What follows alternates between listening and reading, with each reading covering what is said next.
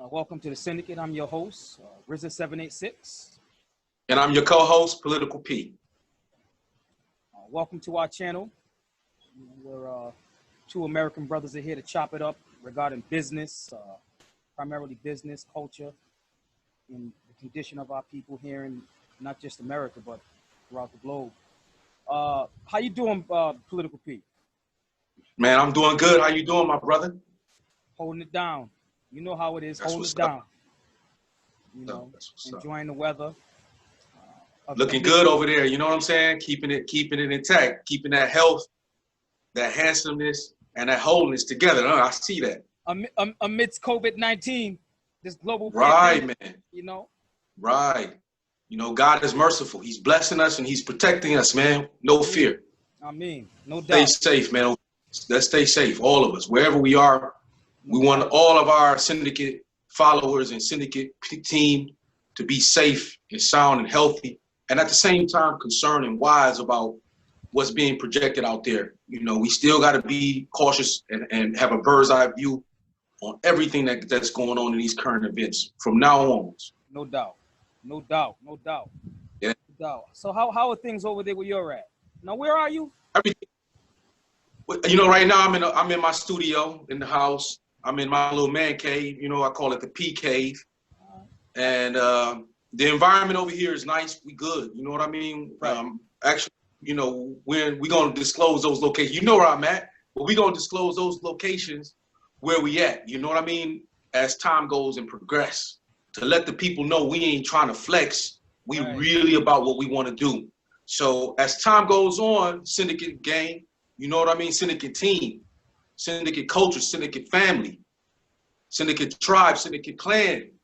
We're going to disclose what we doing and how you're going to be involved. And we got a long journey and we got a lot of things to do. Ain't that right, my with the major host? No Mr. doubt. RZA786. No doubt. This is the beginning. The beginning of a journey on a long road. A long road. We've come a long way. Yeah. We've come a long way. And, that's right. It's overdue. That's right. And you know, that's the good thing, brother. You know, we already been on a long journey. You know, we ain't just new cats on the block. A lot of things, we've been there, we've done that, we experienced life. We're now in our 40s. You know, we have our families, we have our children, we have our lifestyle. But there's a lot of things that are to play with what we do that keeps us firm.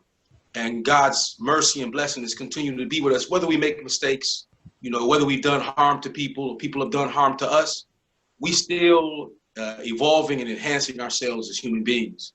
So it's a blessing that I've been knowing you for over 27 years, RZA. You know what I mean? And our little soft start, how we started our life together and we came to know each other. And out of 27 years, that mutual respect is still there.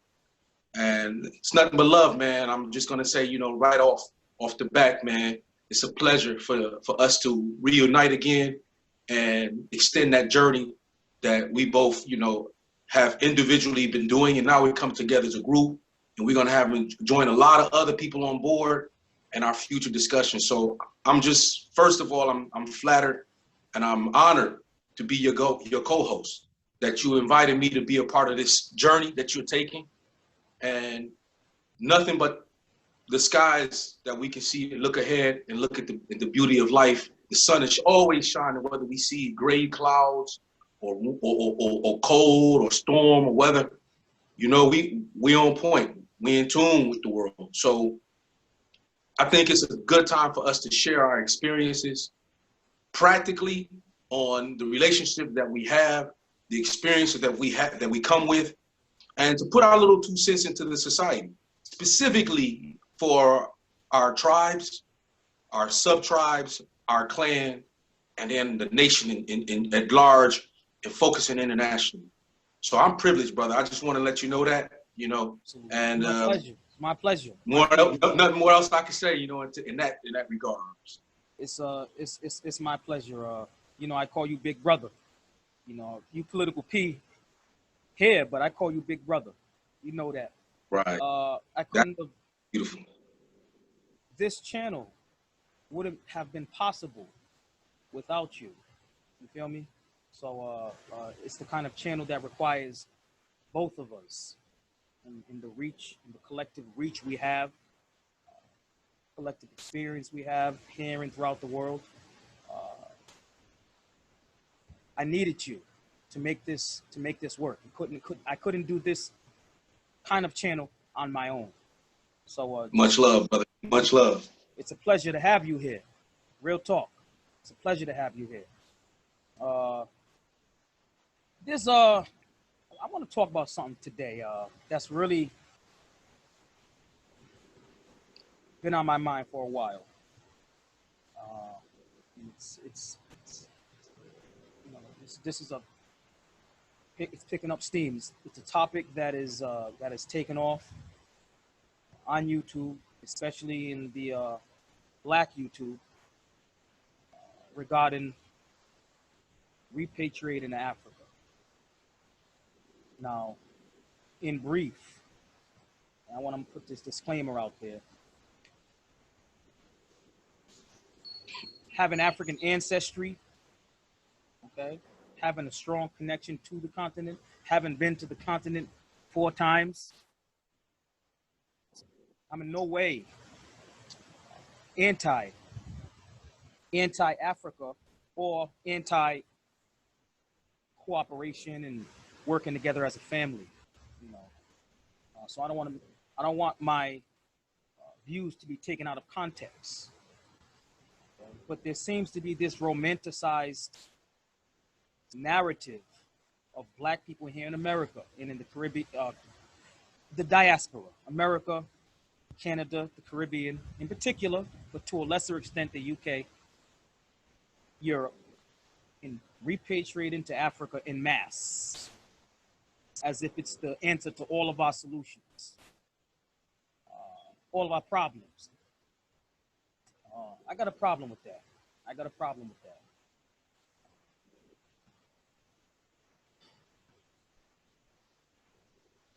It's one thing to say, hey, let's go to Africa, visit, you know, reestablish ties with our African brethren. You know what I'm saying? And to stop from there. But it's another thing to criticize people and insult people who do not want to repatriate, or should I say relocate to Africa. That's a whole other issue. Okay? I've been noticing a lot of fear-mongering tactics put out by various YouTubers regarding primarily African Americans who don't want to relocate to Africa. And they're not necessarily against the idea of collaborating, you feel me, and starting from there. But they are against just packing up what we have established here off the cuff and just running to Africa somewhere. You know, I mean, how you feel about that? Real talk. Yeah, well, my feelings are similar, mutual, in terms of how I'm not in agreement straight away for repatriating people from the diaspora, specifically from the United States of America, going back to Africa. Because when you use the term Africa, it's a very, very general term. It's not being specific. So when someone is propagating Africa as a large, you know, a lot of us are becoming more cultural savvy, where we know that Africa has more than 50 plus countries on this continent. And we can't just generalize. This has been a generalization from way back that I can remember, and maybe even more than that, because it was something that was considered as unreachable or realistic or logical. And I think because a lot of that has to do with identity crisis that we have, that we're not complying with our own identity crisis and how we can identify ourselves, which is simple. It's not so challenging or difficult to identify ourselves as a people. And first of all, I think before anyone goes over to Africa, it's simple. It's not. It's going to take 5 or 6 years to identify who you are as a indigenous person from the United States. And what I mean by indigenous is that within your generation, you have certain mixtures. Maybe you can be related to European ancestry. You can be related to, of course, 100%. You're also related to African ancestry. And also some are from Mexico, indigenous, so, or Asian. We are a culture that has so many culture mixtures that you can continue talking about. But I really believe that based on that integration, no other culture except the African American culture, even in Africa, they don't have that type of culture where you have an integration of all Africans are identified as one continent. No, they have their own nationalities, they have their own tribes, and they have their own clans and subclans, and they stick together. So that's the distinctive difference between African Americans and anyone else on the continent, because it's not just African to African separation. It is, or integration. It is an integration where we can say there's African Americans that can trace their roots from West Africa, from East Africa, from Southern Hemisphere Africa, from southern part of Africa regions. And at the same time, we can also do that in Europe. The main thing that you have to really understand, as we have to come to understand and reason, is we're the only culture in anywhere in human history that accepts the mixture of all nationalities, of all cultures and races integrated as Black, due to the oppression that was given to us by those oppressors from the United States, from the existence of United States. And that is, if you have a drop of Black in you, 100% you're Black. So you have people who look white, you have people who look Asian, having more DNA of their Asian, but we are the only people that had no choice but to accept them within our society. So we're driven off of that. So what I mean to say, Riza, is, to conclude, to answer your question, is I think first of all, we have to identify ourselves as African American. What does that mean? And at the same time, understand that we have our own tribes and nations, whether it's from Detroit to Chicago. There's so many similarities that we within Chicago, or different, like Ohio, Cleveland, Ohio, Detroit, Michigan, and Chicago, Illinois, we have our own identification as a tribe of people. And we relate in certain things, but then we can go to different other states and regions that, as a whole, as African Americans, we have the exact same similarities and cultures that we all as a clan can identify. Once we build that structure, and once we organize ourselves to that level, then we should think about, then at that time, I'm just saying at a minimum, even if it's individually or as a group at large, then we can think about, okay, I have my roots. Then it will define to us, we have our roots here. Right. And our roots is very vast. Then when we go and visit Africa, right, we're coming with an identity immediately. Right. And this identity is still related to them in some way. And we can explain to them why we are related to you, because we are actually descendants from the continent of Africa. But I can also go to other countries in Europe and Asia, and we can show you the similarities of our struggle and how Mahatma Gandhi was an inspiration to the movement of the Martin Luther King movement, which was, what is it called? What was this? The Civil Rights Movement.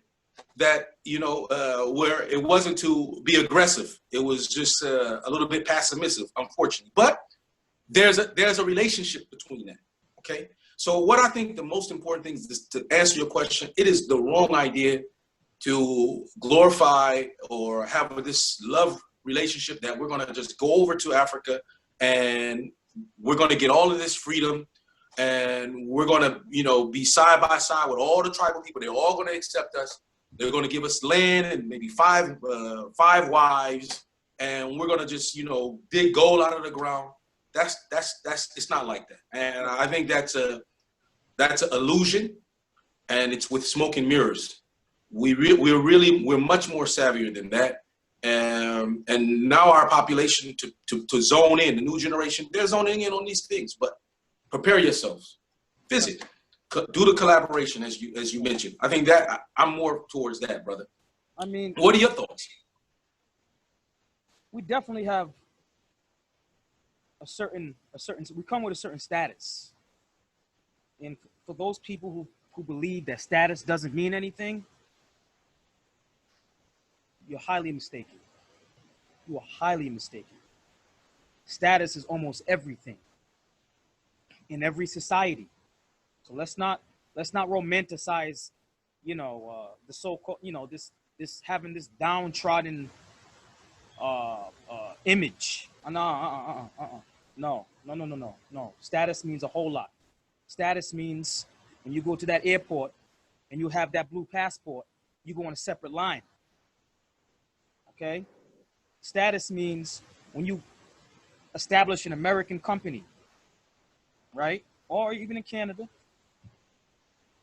and you open up another branch in that foreign country, it's done with more ease, and you're given more respect, versus get into a place homeless.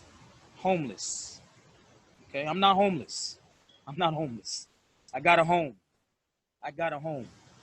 So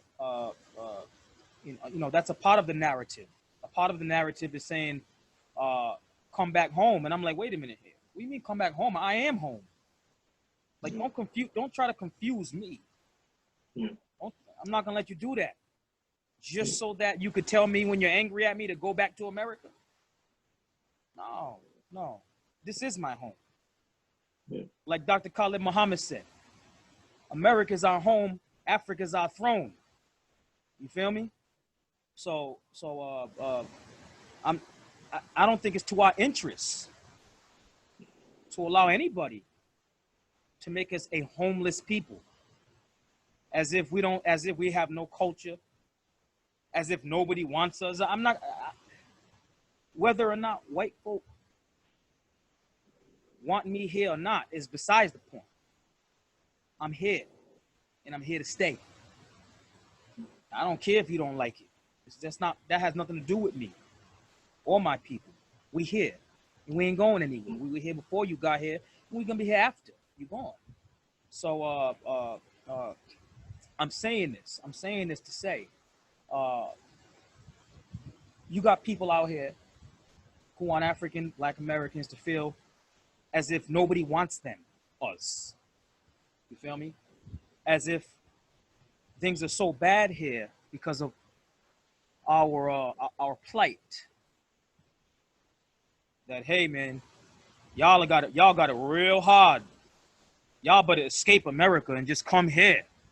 Like it's bad over there. Y'all getting killed in the streets. Just run away from America and just come here and set up. We want you home. And I'm saying to myself, wow, that's deep. That's real deep. But because we have love, real, true, genuine love for the continent, I'm not calling out the police brutality that goes on over in various countries on the continent. You can't say anything about it or do anything about it. You can't even really speak your mind. You may end up missing. You may come up missing.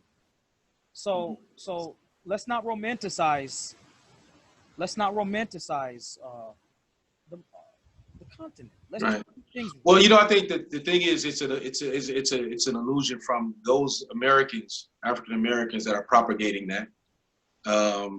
Maybe a lot of them, when you analyze their situation internally, you come to find out maybe they've been in Africa or those specific countries for maybe, let's give them 5 years, 6 years, right?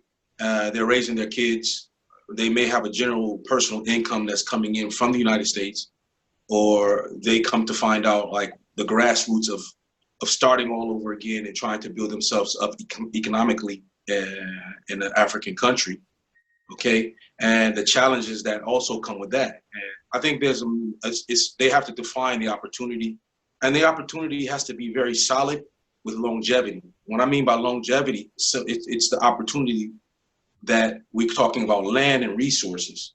So how many of those bloggers are actually discussing general income to a scale of investing in large assets that belong to specific tribes and areas where tribes are from and clans are? And how do we have access to that? And are they thinking and acting and planning and acting and marketing that type of opportunity? Do they have those genuine opportunities? Are they just taking their suitcases, or are they just taking their suitcases and putting it on their bed and finally clearing the clothes out of their personals out of their luggage?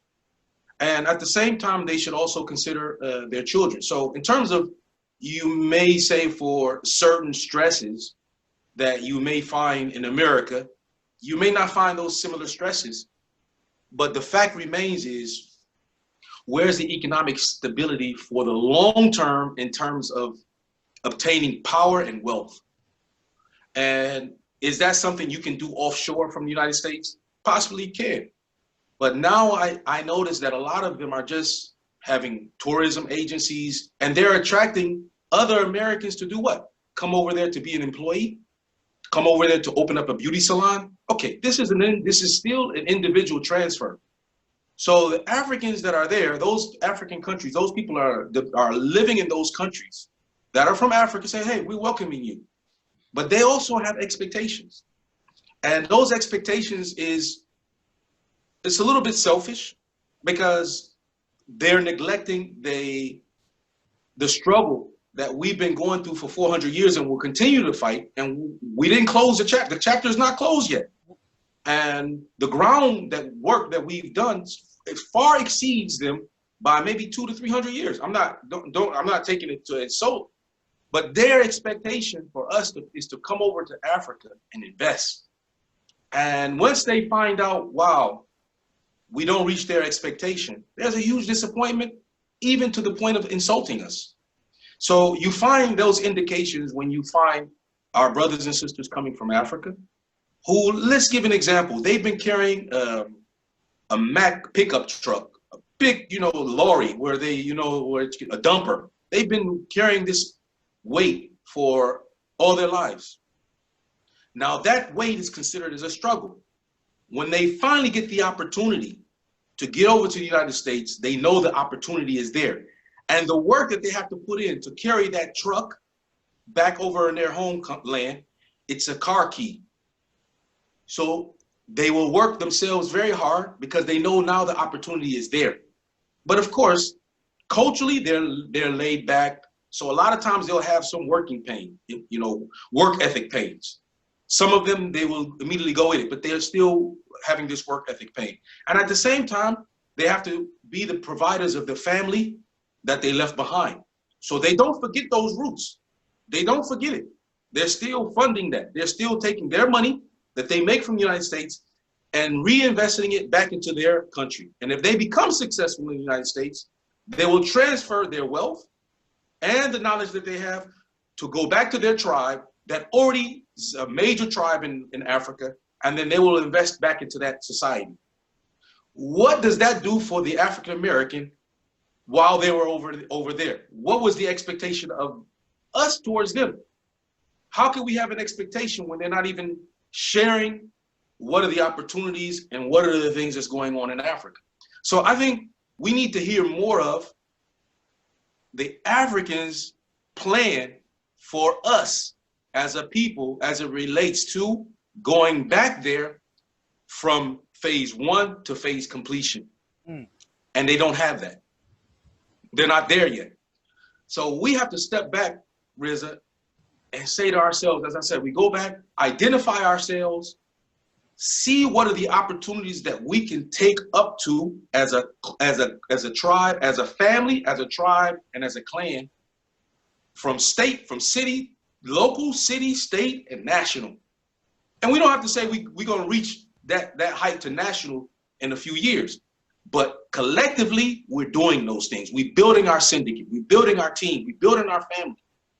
And we're all thinking in this pattern where we can say, okay, do we take this and invest it in Africa or in a country in Africa? Or we take it to Europe? Or we take it to Thailand? Or we take it to India? Depending on which tribe is willing to cooperate and collaborate with us for the interest of our people, individually, but mainly to focus as a group. I feel this is the right. I hear you. Now, projecting, 2 generations from now, I do believe that Africa is the sleeping giant, and that we should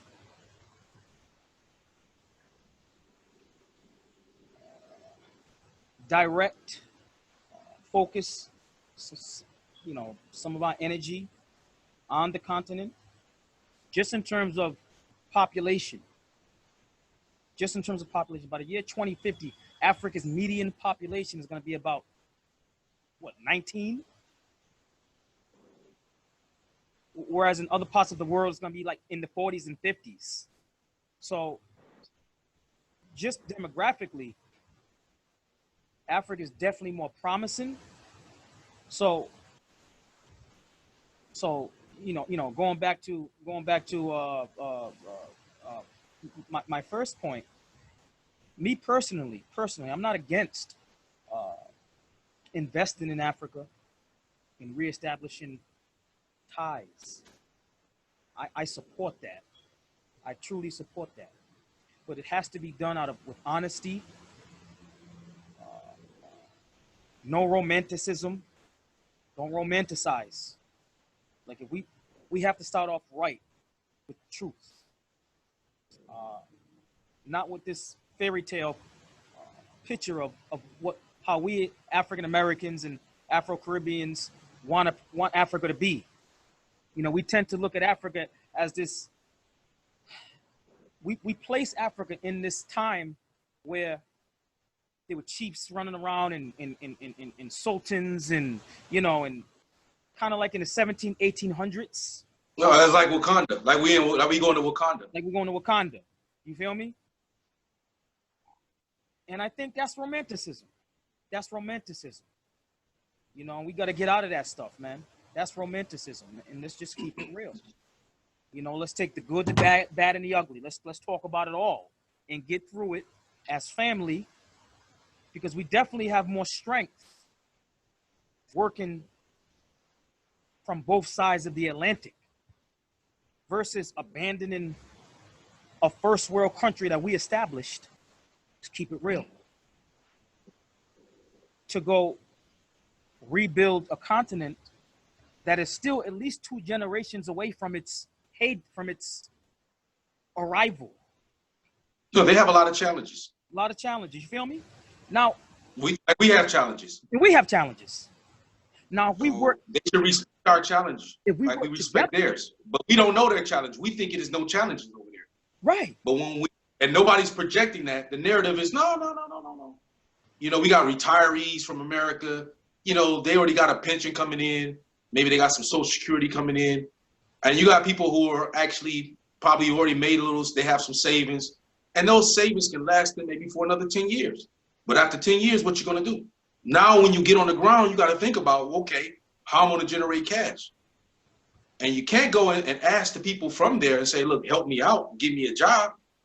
Then they're going to ask the question, why did you come here when you're coming from a place of opportunity far more greater than ours? So that's where a lot of that disrespect comes in. And we don't want to, you know what I mean? So I'm not discouraging African Americans to go over to Africa or the countries in Africa, but do your research. Now we have the internet. It's not the way it was 20 years ago, Rizda, when you and I went there, when we've been across some countries in Africa. It's different now. You can just YouTube, Google something, YouTube it, see the audio and visual, and you can do your research. So the information can come to you immediately where you can make the proper assessment. You know, we were pioneers. We just got out, we just was on a hope and a prayer and fearless, and we did it. So now that opportunity for the new generation is to just do your research, study it, but at the same time, individually, you want to go as an elder, you 80 years old, you 60 years old, you reaching the end of your life, you and your family, you raised all your kids. That's sweet. Your contribution to humanity is still individual, but it's not going to have that much of a big impact. So we need to think about what sort of impact can we have as a community of people being identified as such, and how we're going to go about doing that, plan. Then we'll get the respect from those people from Africa or anywhere in the world. Otherwise, they're going to still individualize us and see us as individualists. So the more they see, okay, we got RZA 786, we got brothers that are from America that's from all over, and it's 15, 20 of us. Automatically, brother, the people are going to look at us in a different way, and we can redefine that. I'm not talking just about people from the continent of Africa. I'm talking about tribes and nations of people from throughout the world. And that's our identity crisis. We are so great of a people, and we really don't know it. We really don't understand it. The potential that we have and the opportunity that we have, not just for America. America, we can utilize those other tribes and nations worldwide to penetrate within our market, to build up our market share of power and wealth in the United States. And then from there, we can launch that worldwide. Worldwide, they're already ready for us. RZA, they're already ready for us. They ready for us. They know Michael Jackson. They know Michael Jordan. They know Mike Tyson. They know Kanye West. Goes on and on and on. But some people, they don't know. We got some other sides, like you can mention. They know about Malcolm X. But there's so many other people that they don't know about that's in the business, that's been making billions, that was selling on ships, as you can mention. They was owning their own ships and doing a lot of magnificent things and still doing it. Right. Background. So we got inventors, people who invented the cellular phone technology, ACs, air conditioners, the traffic lights. So many contributions we made that not just only impacted the United States, but we were the blueprint that did it for the entire world. So that innovation is coming from us. We're innovative. We're the most innovative people. We have HSBCUs, historically black colleges and universities throughout the United States over 100+ years. But our brothers in Africa, they don't know that. And those who know that, they know those secrets. It ain't enough of them to propagate that to Africa and say, hey, look, let me identify with those brothers and let me get to them and share with them something a little bit more greater. I'm asking all my African brothers from the African continent, when you come to the United States to study, make a relationship with us. Don't integrate with our society and just say, identify yourself as an American. You have so much more to add by sticking with us and showing up the opportunities step by step, the bad and the good and the ugly. This is what we need, RZA.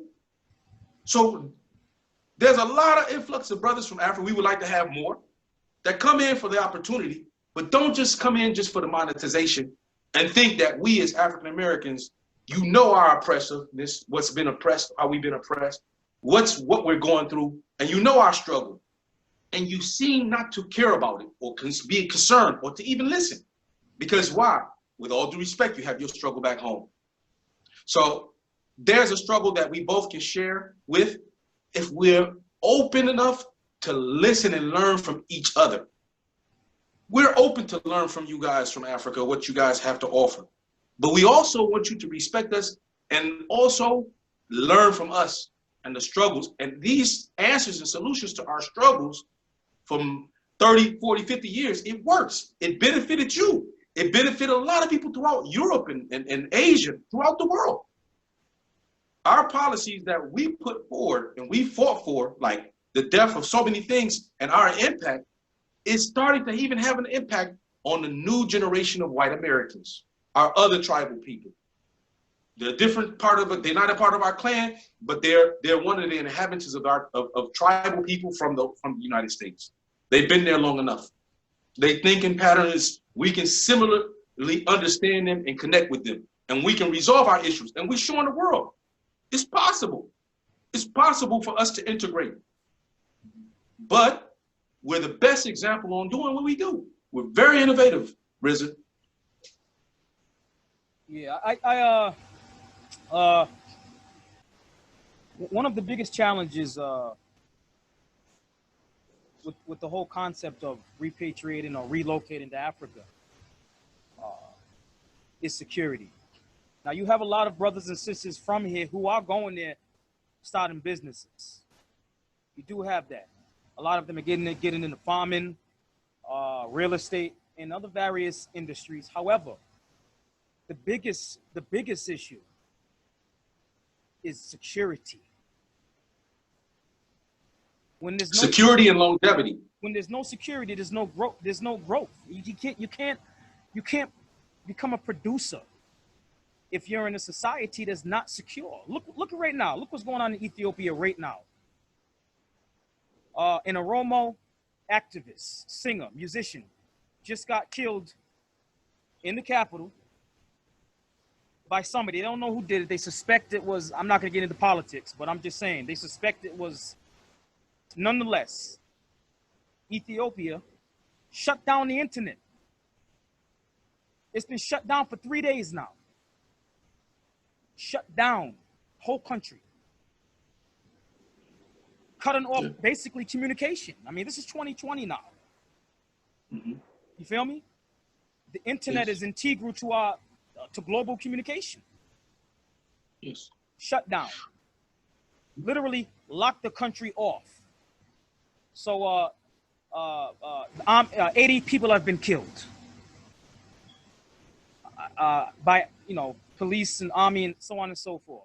So I mean, now keep in mind here. Keep in mind, I got ties to Ethiopia. So I'm not speaking against the Ethiopian people per se, as much as I believe there's a lot of injustice that's going on.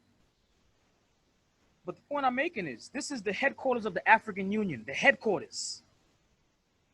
We're not talking some country that just gained their independence last week. We're talking the headquarters of the African Union. Africa's second largest economy, shut completely off the closed from the world because of what's going on right now. And they have a habit of doing this. They've been doing this, not just with the present prime minister, but the previous ones as well. So it's issues like this. Yeah. See, Rizza, I got it. And you're absolutely right. Security is an issue. And if our African leaders and African tribes that are really having morally sound for humanity, if it's other tribes and other people that actually are nationals of that country, they will ultimately get the respect that's required because they're taking care of their families, their country tribes, and country nation, country tribes and clans. They're all integrated. So that stability is always an issue. And the thing is that they were ready for that, and some of those countries were prepared for that. Then you can have a lot of African American think tanks and political groups. I'm saying not individuals, but political groups, whether it's financial political groups or groups that are willing to support them and lobby on their behalf. If they are at that level of morality as a tribe and a people from a specific country that is ruling the country, like for instance in Ethiopia, one of the beautiful things is, and at the same time, they collaborate with our tribes that we already have identified in the United States, then it will be easier for them to push their policies and have independence as a nation without being exploited and having puppet governments and puppet leaders in those forms of power, but identifying sincere leaders that are really, really about helping its people and its tribes unconditionally. That they're one country, one hand, and they respect all their tribes and clans within their country. And at the same time, they look to us as tribes and nations of the African American country in the United States, that we will be able to look at their morality, see that they're really sincere, and vouch for them, and to help push their political agenda as in terms of international help and support, that United States can embargo them, because automatically they're already tied to us tribally and in relationship in terms of business transactions, in terms of sharing their resources, in terms of them sharing our market in the United States, so we can strengthen ourselves back at home. So I think it's a collaboration, as you put it, first and foremost, RZA, and those things just need to be identified, and we should be well respected. And we can't vouch for people who are having blood on their hands from anywhere in the world. We're not going to vouch for that. So that's the voting block, or the block that we should have. So it's not that we have a one-hand block of America in its totality that just only benefits us domestically, but also benefits us internationally, as we go behind and we support African leaders and leaders that are going to be able to give us amount of their resources that we can actually do business trade between United States and their countries. And both of us benefit. So now we're adding more to the GDP, not as consumers, but actual owners of packaged raw material and packaged resources that we can sell within that market in the United States to our consumer base, whether it's the African American population, whether it's the European American population, whether it's the Asian American population, so forth and so on. And once we get that identity, then we can start taking those things and penetrate the world. We have that opportunity. That's the expectation that we can put ourselves to. But this going back to Africa mentality where, oh, I'm just gonna just as a person, individually, without any tribe, without any, which we have, you just leave them. I leave my family, I leave my kids, I leave everybody there. And I just separate myself from the tribe and the family and tribe and the clan. And I just jump over to another country that I want to, like you said, romanticize with over 400 years, and I can't even find who those people are. I'm a foreigner.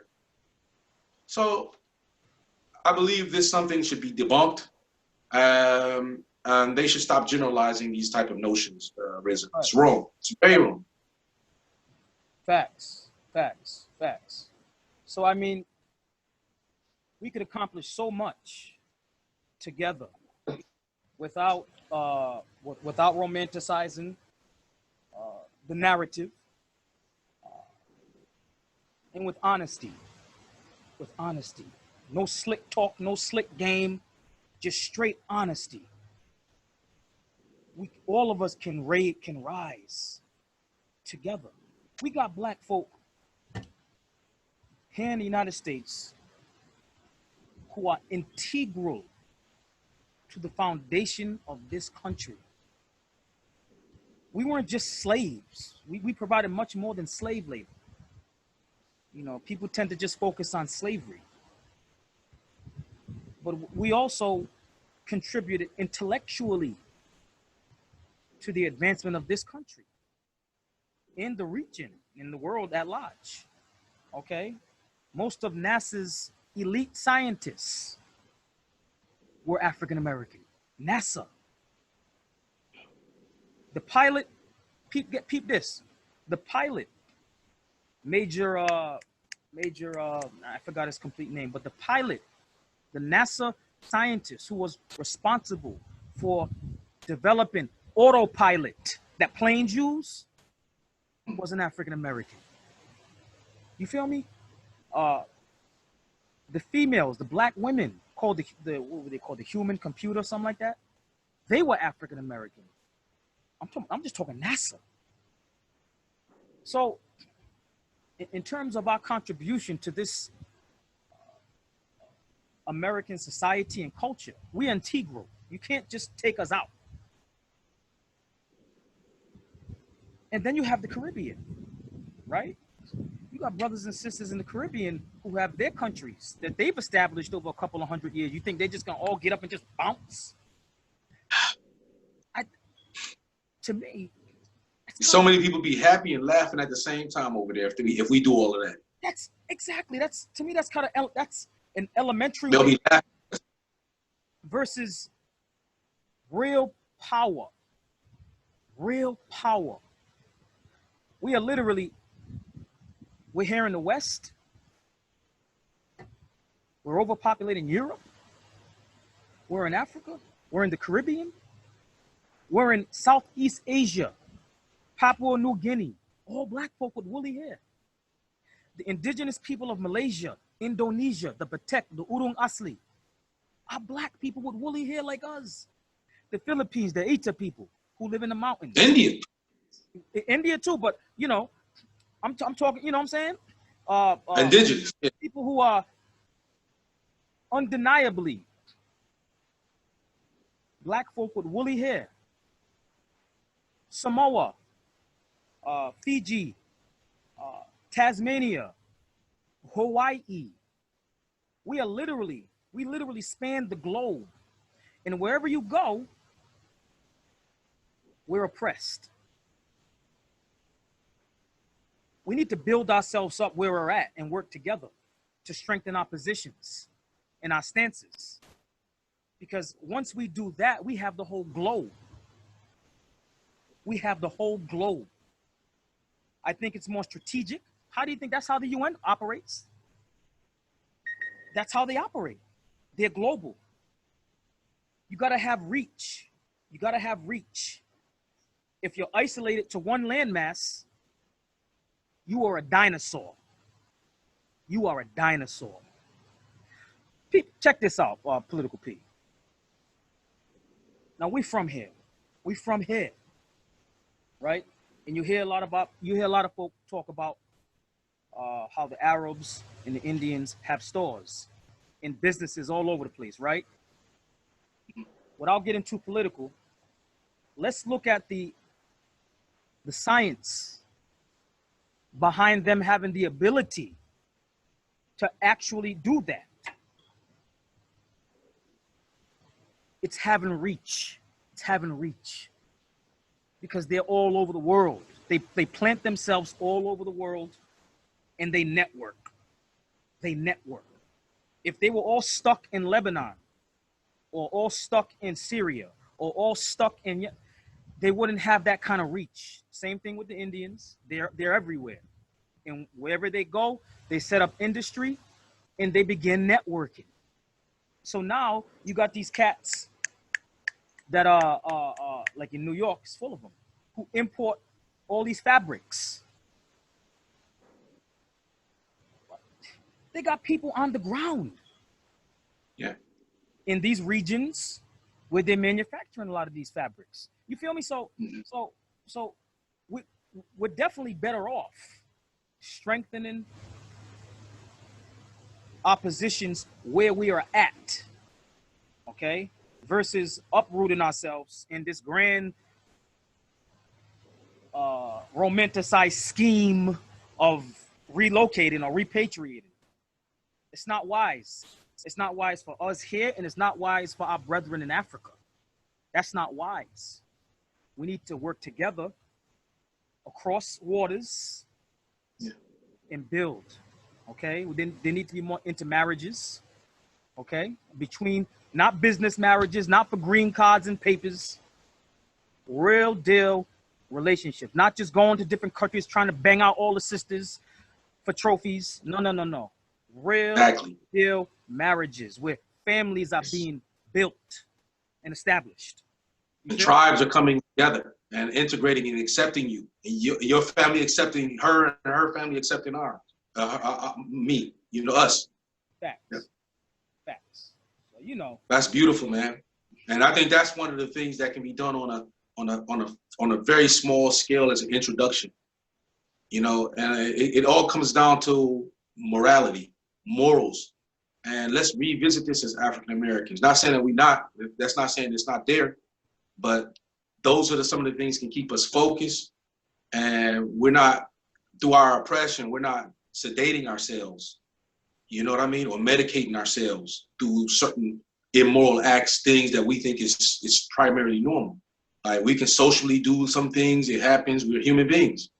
But I think we need to revisit those things back from what our forefathers done in the United States over 100 to 200 years or even 50 years ago. And, you know, we've been broken down. I mean, in the 60s, you know, there was a huge amount of percentage of men in the house, but that was a war against us to deteriorate that, and they've accomplished that. So we still have history we can go back to and say, look, let's get back into that method again, because that was a thing that was winning. We were winning. And by us also intermarrying, as you mentioned, with other people from the African continent, that also helps out. That also cleans away that, you know what I mean? So they have identity back at home from their paternal side or maternal side, or vice versa. And then they got relations, they got that lineage to our culture as African Americans. Because as I told you, we accept all cultures that integrate with us. And by the oppressors, we've already been defined as such. So we just want our brothers and sisters throughout the African continent just maintain the respect for us, because we've been going through a lot, and there's a lot of things that they don't know. So I'm just really agreeing with you 1,000,000%, RZA. You know, I'm really excited, man, about all of this, like our journey and how we're going to move ahead and displaying our further videos and chat and content that we're going to bring out. We're going to be speaking to a lot of people, and you will not find these people. You'll never hear from these people, their point of view. So within the channel, the Syndicate, we're going to be discussing a lot of matters and issues regarding to both how we collaborate and where me and RZA are in terms of this. How far have we gotten there? Are we just starting? Are we in the middle of it? You know, or are we 25% ahead? What have we been doing? Are we just talking and just, you know, like just trying to get this YouTube popping? Or do we really have something to offer? What we're saying, is it really practical? Is there some things that we can act on and show you that you can take this journey with us? That if somebody was to call me, I can refer you, I can, whatever it is, are we really on that journey? Are we really living what we're saying?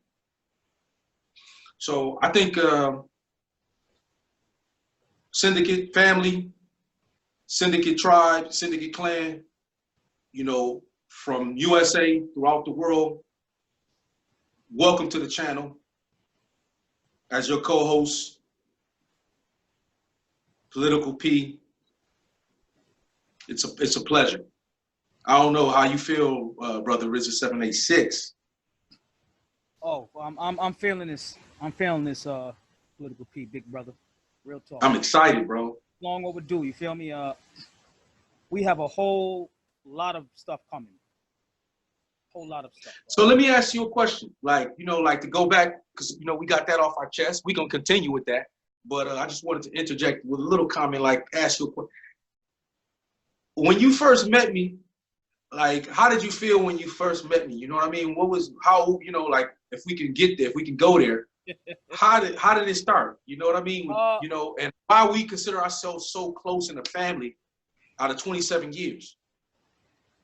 Woo. What makes us connect? What makes us click, RZA? Well, you were always, from day one,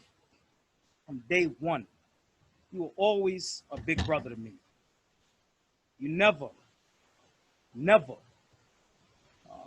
exhibited any I'm younger than you. I was like a little brother to you, but you never exhibited any jealousy, any envy, never.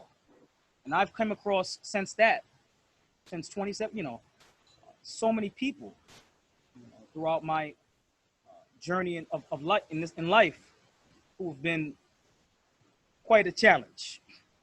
But you've been real since day one. And me, you coming from your background, coming from the streets of Detroit. You know what I'm saying? I was 16, you were 22. You feel me? And yeah, man. I was a straight square. And I make no apologies for it, because it made me who I am now. It preserved me all these years to where, you know, it allowed me to grow into the man I am today. Had I not been a square at the time, I would have been a monster out here, straight monster.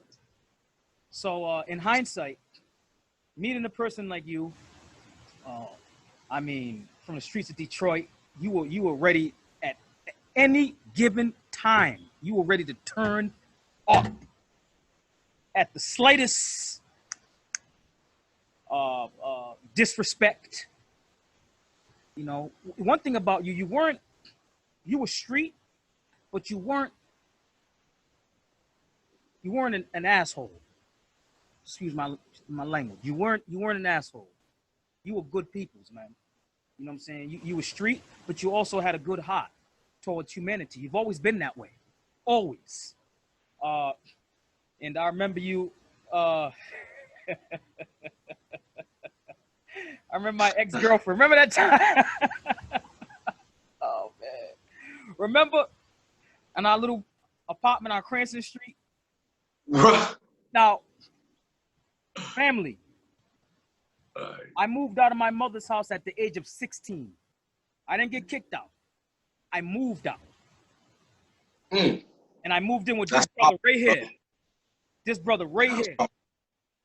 His first apartment in Rhode Island. I moved in with him. And that our apartment was the spot.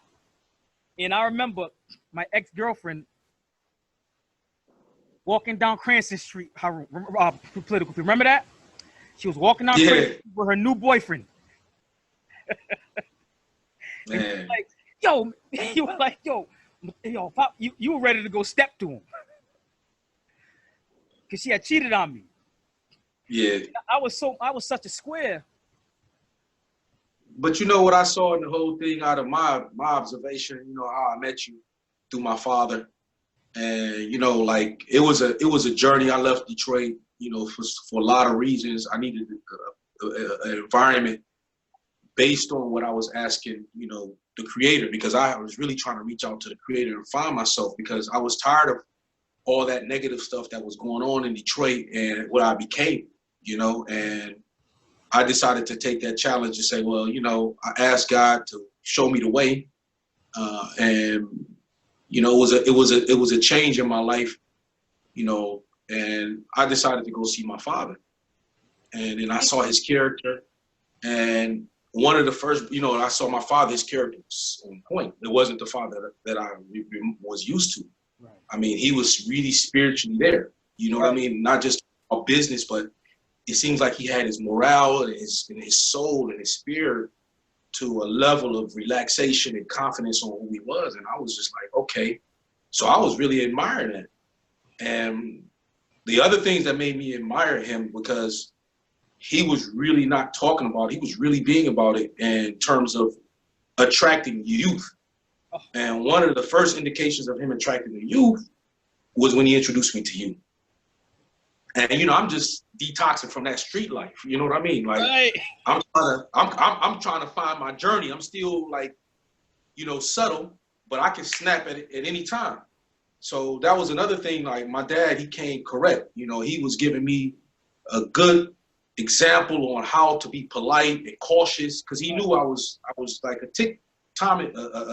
I was like a bomb ready to blow up. You know, yes. So he introduced me to you, and he was like, "This is you know, blase blah, RZA, and you were 16 and energetic and strong, and I saw the vibers. You know what I mean? That you were absorbing direction and leadership and wisdom, and I saw it in a different way. I didn't see it as being square. I saw that you was fresh, new, and my dad was kind of like schooling you. You was wise enough to know at that age you was always with people older than you.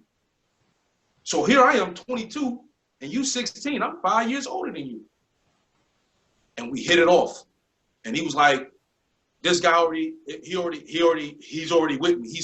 He's like, my dad is like, put his stamp on. That's right. So I knew my dad's solid. That's right. And I was like, look at this young dude, he's solid. And my dad is like 40 plus years older than him. And my dad got this guy on his wing. So this dude is dangerous. innocent. But don't sleep on you, RZA. You was not, to me, that's why you was with me. That's why you was, it wasn't I was looking at you as soft. No, I was like, I saw you ready. You was a little bit afraid. It was a little bit, because I was taking you into deep waters. You know what I mean? And certain things that I was doing, because I was used to it. I was fearless in that. Right. But you had to taste it. And it was like, you was a virgin in that. You didn't taste that. But you still was like, I'm with it. So that's the thing. That innocence was beautiful, bro. And you were just on the right direction. So that's all I can say. My experience with you was, from what I observed from you and what I came to really take you as a brother, you know, like you're a part of our family. My father, to this day, he loves you. We all love you. And, you know, like I said, when you asked me to do this, it's a privilege, man. So I remember, man, you know, we was used to cook in the house. We had that apartment together. You know, even the drug dealers that we was shaking up, right, you know, eventually they came to respect us. We relaxed, we calmed down, and we was cutting their hair. We was making money off of them. They was coming to us, and we had an understanding. Right. So we didn't get that much drama for them, and we learned how to communicate with them that won't disrespect them, but at the same get our message across so they can continue to respect us in the society that we're around. And we were always around the place of spirituality. You know what I mean? Right. So, that's my experience with you, and it was the starting of my journey. God brought me to Rhode Island for a reason, and you were one of the companions, man. You, Nas, Jawad, but nobody was younger than you. You was the young homie. You was a little homie. You know what I'm saying? But you was right up there with us. You was whatever path and whatever direction we was going in and whatever pace we was at, you was right there with us. You ain't miss a beat. You was learning as you was going, but you was there. You know something, Political P, big brother? As I got older, I began to appreciate, before I get into Pops, I'm gonna finish up with you real quick. I began to appreciate the things you told me back in those days. I'm not gonna say them all today, but you told me some things that were, when I got older, I was like, damn, Uncle P, he told me this, man. He told me. And you had my back so much. I mean, like right there.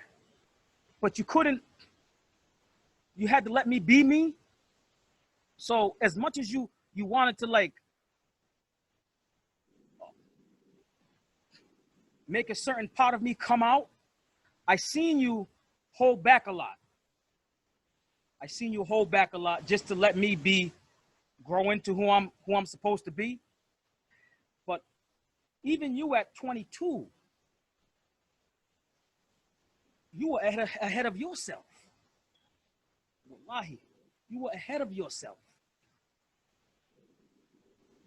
When you left, you know, there was such a void. There was such a void when you left.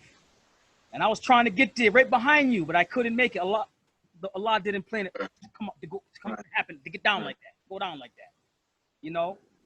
But you've always been there for me, always. And well, you know, that's the beautiful thing. That's the beautiful thing is, these are the things that what I mean by tribe. These are the things what I mean by family. Family is a family, and the tribe is a tribe. And that's something that we not say we grew up, but we've been at a distance location. And this internet can bring us all back together again and focus on that without heavy costs. So that's what we need to restructure, and that's what we need to maintain, the relationships. And I think from henceforth, you know, a lot of our content is reaching out to our family, communicating with them, putting them online, talking to them, how we deal with our families. You know what I mean? So I think that's something that we're going to portray, and we ain't doing it just for the camera. We're doing it because it's real, and it's something to continue to correct us and let us enhance and grow as individuals and as a family and as tribes and in the nation. So there's some things that I have to still deal with my family and friends, and I have to get those relationships back strong again. Right. Because we started out good with it, but on a long way, we always get distractions and things happen. That's a part of life. Right. So by you and me coming together again, that's another restart, refreshing. I was 14 years old when I met Pops, your father.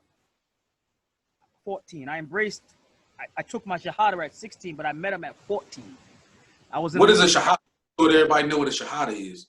Shahada is basically when you become a Muslim, when you bear witness that there is no God but Allah, and Muhammad, peace be upon him, is his last messenger. So that's right. We call that Shahada. You took it before I did. just 2 months. Just 2 months. 2 months, right? That was another thing. 2 months before I did. You know what I'm saying? Right. But I was 14 in a library. Now check this out. Reading a book that one of your people's names was in. I was reading a book on the Black Panthers. I'll never forget. I forgot the name of the book, but it was written by Eldridge Cleaver, if I'm not mistaken. It was Those on Ice? Say it again? Those on Ice? It was I can't remember the name, but I was reading that book, 14, and Pops came walking into the library. Your father came walking in. And he was so dignified. You know, to see an elderly black man walking upright and looking sharp had a huge impact on me, especially being that I was so into pro-blackness. And I walked up to him. 14, I said, "Excuse me, sir." I said, "Excuse me, sir. Are you a Black Panther?" He says, "No, I'm a Muslim." I says, oh, okay. From that point, he started picking me up, giving me literature. You feel me? Taking me places, taking me to different, Sheikh Mustafa's and Sheikh Saeed's masjid on Cranston Street, taking me around a few places. You feel me? But I wasn't ready. So 2 years had gone by. And I just had an epiphany. It was just the time. It was just that time. Yep. It was just that time. And he happened to be driving by my house in a summer day, July 7th, 1993. I was in the backyard doing something. And he drove by. And I was like, brother. He stopped. Yes, he said, "Hey." Gave him a hug. I said, today, I want to become a Muslim. Today. He took me on the spot to Sheikh Al-Hajj Muritala Akorede. Same day. Beautiful man from where? Ibadan, Nigeria. From the Zumratul Islamiyya organization. You know what I'm saying? Took my Shahada. I bathed, took my Shahada. Same day. We went to the masjid. I started learning Huruf al-Hijaiyya, the Arabic alphabet. Alif, Ba, Ta, Tha. Same day. All this is all one day. All one right. Day. And I remember, not to go off on a tangent, just in brief, I remember going into the masjid for the first time ever. And I walked in. We took off our shoes and sneakers, which is in the Bible and the scripture as well. And I seen they were making salat. I think it was salat to Asr, like the afternoon prayer. And I seen them, the Muslims, prostrating. I said, wow, I said, this is heavy, man. I said, heavy. And from that day on,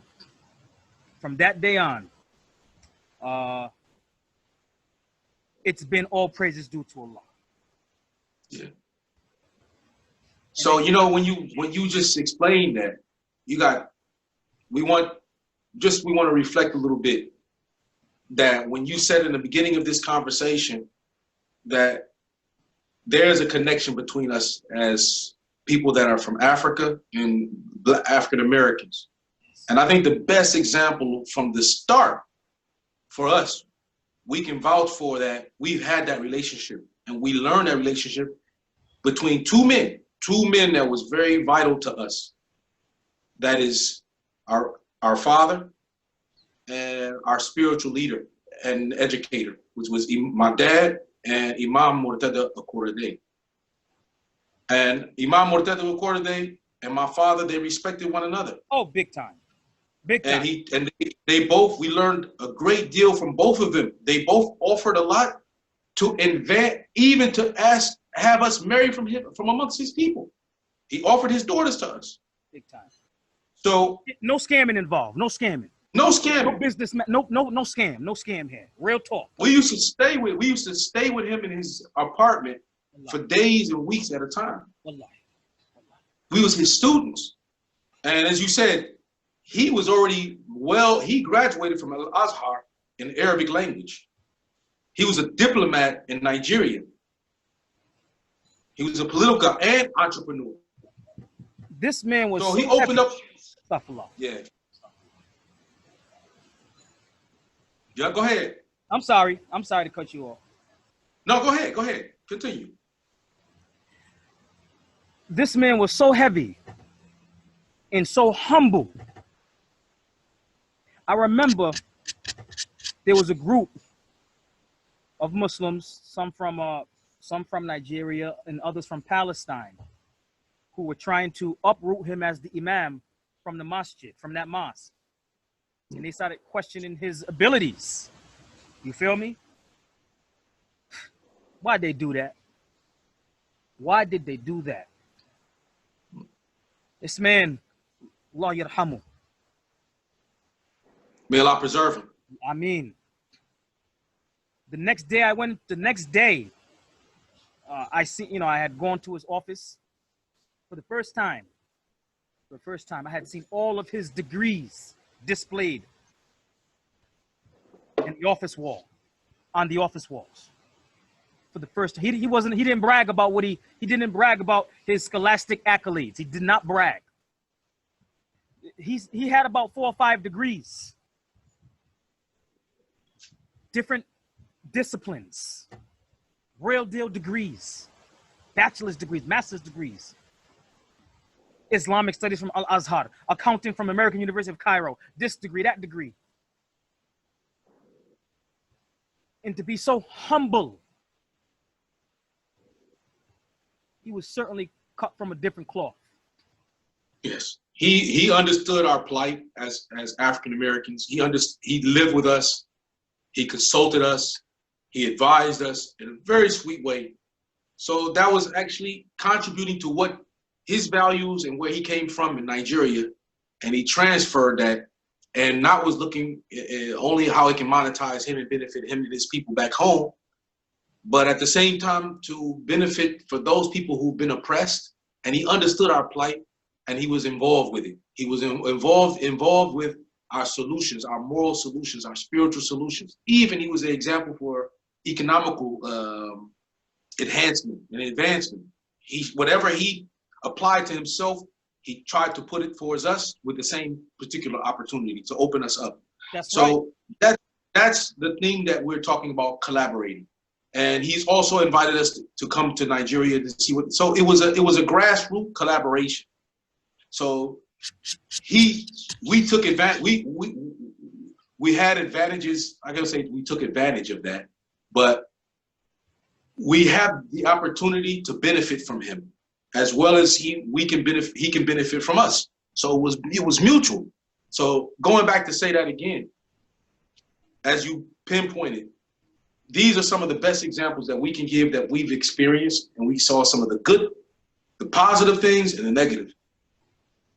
The solution for us is to focus on those things that are positive, and to debunk the notion or the narrative that you should just get your goods and you should just jump over and just go to a foreign country just because someone told you. and they're giving you some watered down information, but not so genuine knowledgeable. So it's kind of like I'm addicting you with a drug to just lure you in, and then once I got you there, you know what I mean? I already got, I extorted you, when I say extorted you, but I exploited you, and in the end, you going back home. And if not you, your kids are going to go back home after you, and that's the reality. That's the reality. And feeling betrayed. Yeah. So I think this shame. I don't know if it's so many Africans who really are people from the African countries are saying this, but I think it's more so African Americans that are saying that because they at least took the jump, they took the leap of faith, and I can't discredit them for taking the leap. You know, based on, you know, inspiration and the feeling, and they took the leap of faith, and they did something that most people never did. So I commend them for that. But from a person with experience, for the longevity of it, if you don't have those specific factors in place, you waste. You're having what you call a romanticism, and this is wrong. Very wrong. Very wrong. I mean, the two of us have so much experience with our African brethren on the other side, a lot of which we haven't even gone into yet.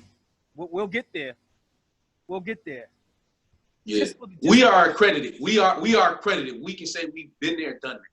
Right. How about we? Yeah, we did. We've been there, done that. We ain't failed. We not failures in what we're talking about. No. You can win, but don't think that the time that you put in the effort to win over here, it'll be even faster if you did your research and development over there and prepared yourself and identify on who you are over there and still finalize on that and utilize what you've already accomplished or your forefathers accomplished, our ancestors already accomplished. They got us to the level of respect and expectation from over there. Because once they see that you can't fulfill their expectation, right, then the love and respect is not going to come unless they're not sincere. But if they're sincere, still they're going to be like, well, I would have loved for you to be able to participate, but you're not ready. You're not already there. You're not there yet. And based on you being not there, it's not really going to help me or my tribe and people as a whole. So now it's going to be questions from my tribe and people about supporting you when you're not even at the expectation for me to show you off in front of my people, to justify for me to give you certain things that the tribe has to agree to at large. I hope you got what I mean. Yes. Yes. Yeah. Yes. You know, so for the audience, revisiting our initial point that we are not anti-African, okay? You're talking to brothers that have a lot of not only experience, close ties, very close ties to Africa, North, West, and East Africa. Apart from your father, who you know, Pops. There's him, and then there's my other spiritual guide, like my other godfather, and he's from the West Africa. He's a Mandinka from the Gambia. We talk every day. Yeah. I pick him up from the airport when he's coming back. So, just for the record, you're not talking to some brothers who are hating. We're not hating, but we're real. We're real and we're keeping it real. And as long as we keep it real, we can move forward together as a people. Let's just keep it real. Stop the fear-mongering tactics.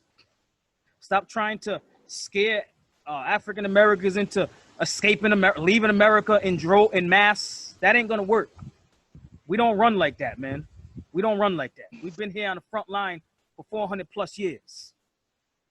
Okay, this is a 15-round boxing match, and we're in round 14. You want me to run? You want me to forfeit the fight now? We don't get down like that. So let's work together like family. Okay. And you know, my message to all our brothers in Africa, you know, from the west part of the Western Hemisphere of Africa, the western side of the continent, central, east, and north, you know there's some challenges where, you know, there's identity problems amongst tribes and nations. But just know, us as African Americans, when we say Africa, we really take that to heart to say, all of you are our brothers, and we allow you to integrate with it when what we're doing. We're not knowledgeable enough to know the difference between the different tribes and the clans and how some of them span across, like the Fulani or the Hausa, the Nuer, the Dinka, all of these things, they're having some conflict and disagreements with one another. And we pray that, we all can come together, and our culture is to accept all of you. That's the way we understand. That's right? That's our culture. Now, in your culture, you haven't gotten there yet, and I'm not going to expect that you're going to get there, but we would like to see collaborations between our culture, which is more diverse in terms of understanding our strength is in numbers and relationships and contracts and agreements. But we would also like to say, look, when we come over to Africa, and there's this one strong tribe, let's say in Ghana, and that tribe is running the entire country.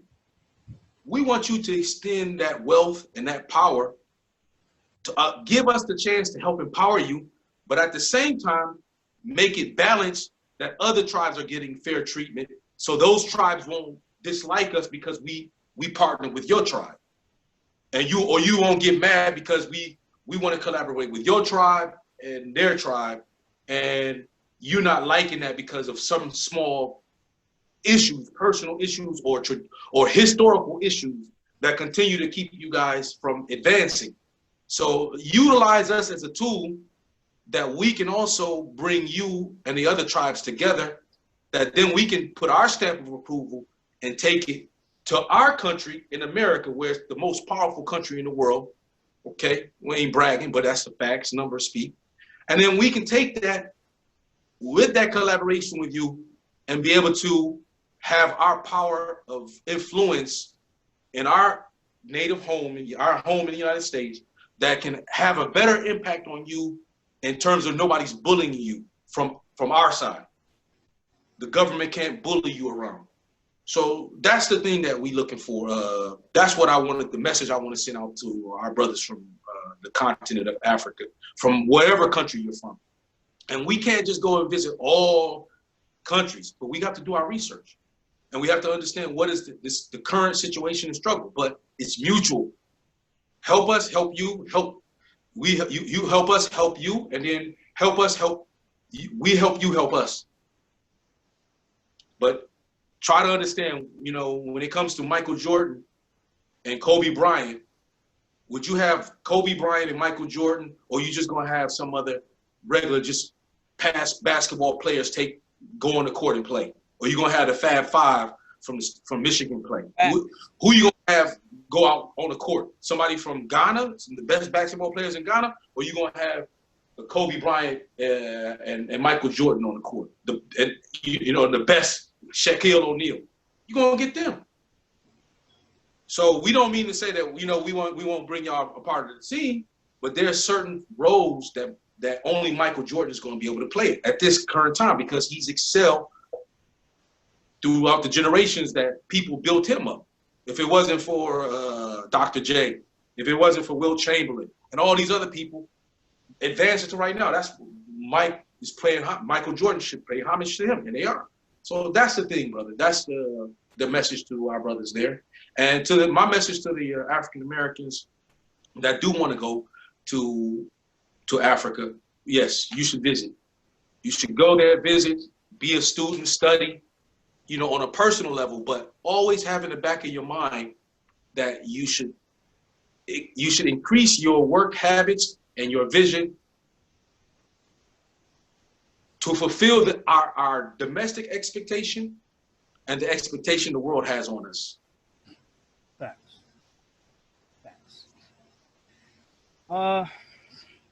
So Anything else, political people, before we close out? Peace and love. We hope to see you guys more. We have some more content coming up. We got a huge amount of content, a lot of guests, a lot of people, and we're going to spoon feed you guys step by step. Today was just about concept, and after a while, we'll start disclosing who we are, and by actions, by visual conversations and facts, you know, that we don't just talk about it, but we're really trying to live it, and we're really living it. We're really, really in that life. Yeah, that's all I got to say, bro. Well, RZA. Family, thanks for watching. Like, share, and subscribe. And also leave a comment. If you have any questions that you want to ask us, you know, give us your views on this topic. You feel me? And until next time, peace. Peace.